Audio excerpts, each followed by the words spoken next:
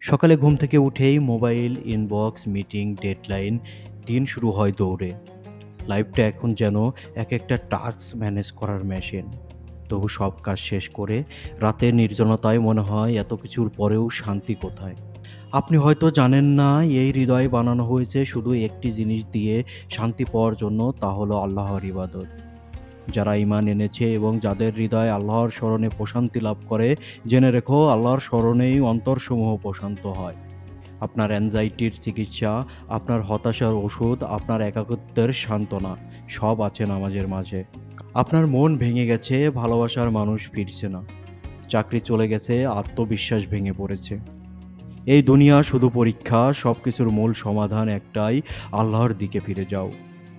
কোরআনের ভাষায়, তোমরা আল্লাহর দিকে ধাবিত হও, আমি তো তোমাদের জন্য তার পক্ষ থেকে এক স্পষ্ট সতর্ককারী। এই দুনিয়ার সাফল্য, টাকা, ফেম সব ফুরিয়ে যাবে। কিন্তু যদি ঈমান থাকে, আল্লাহ বলবেন, আমি তোমার প্রতি সন্তুষ্ট।